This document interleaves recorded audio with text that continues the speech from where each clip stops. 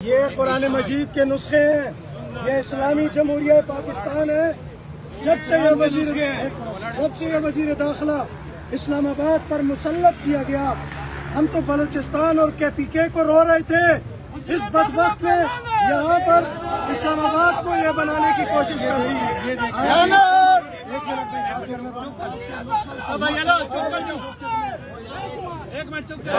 اس لیے وزیر داخلہ سے فی الفور مستعفی ہونے کا مطالبہ کرتے ہیں، اور چیف کمشنر اسلام آباد جو فرعون بنا ہوا ہے، وہ علماء کا مذاق اڑاتا ہے۔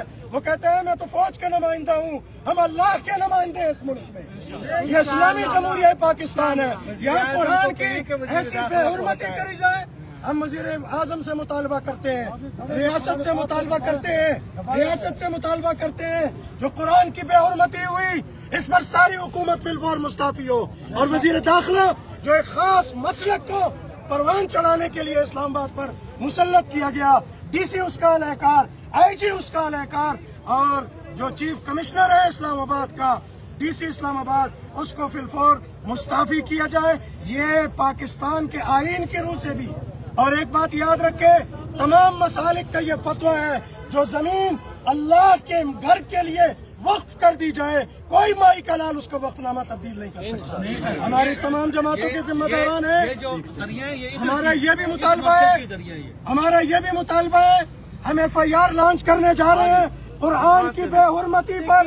میں جمعیت علماء اسلام کا ذمہ دار، میرے ساتھ اہل سنت کے ذمہ دار، میرے ساتھ وفاق المدارس کے ذمہ دار، میرے ساتھ یہ مسلمانان پاکستان، یہ تمام کے تمام یہاں موجود ہیں، اور ہم پاکستان علماء کونسل کے ذمہ دار، مولانا تنویر عالم صاحب، تمام ڈاکٹر ضیاء الرحمان، ہم تمام ذمہ دار اب اس کے بعد FIR لانچ کریں گے 295C کی، 295B بھی، 295A بھی اور 295C بھی ہم لانچ کرنے جا رہے ہیں۔ ہمارا جو اس کو FIR کو درج نہیں کرے گا، ہم سمجھیں گے وہ اسلام کا دشمن، پاکستان کا دشمن، پاکستان اور وفاقی دارالحکومت اسلام آباد کے امن اور استحکام کا دشمن ہے۔ قرآن کریم کے نسخوں کے ساتھ درندوں، ہم تو غزہ کو رو رہے ہیں۔ اسی لائن پر یہ ہوٹل ہے آگے، اور آگے چلے جائیں، آپ دیکھ لیں اسلام آباد پلس اسلام آباد کلب، کیا وہ گرین بیلٹ پر نہیں ہے؟ شراب خانے تم نے بنائے، یہاں تم نے ساری چیزیں بنا دی، ہم نے تو کبھی بھی کوئی بات نہیں کی، ہم نے تو نہیں کی۔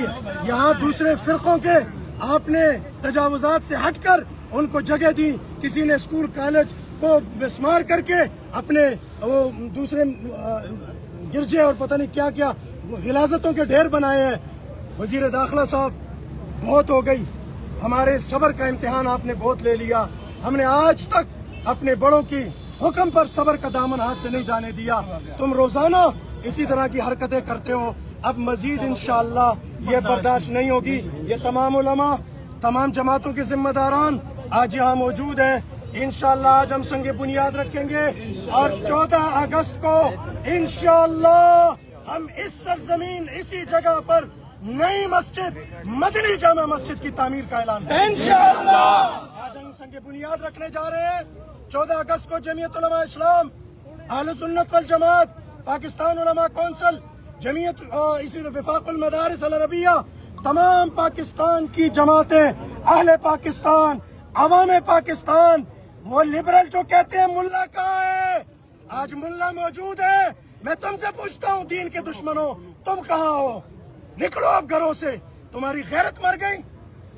اس لیے ہم یہ اعلان کر رہے ہیں، اور انشاءاللہ اب ہم بقیہ نماز پوری کریں گے، قیادت بھی آئے گی، سارے علماء آئیں گے، ہم مشترکہ انشاءاللہ مدنی جامع مسجد کا سنگ بنیاد رکھیں گے، اور پھر اور تنظیم المدارس، اتحاد تنظیمات مدارس کی قیادت سب کو انشاءاللہ ہم اس میں اعلان کریں گے، خانقاہوں کے مشائخ کو بھی بلائیں گے انشاءاللہ۔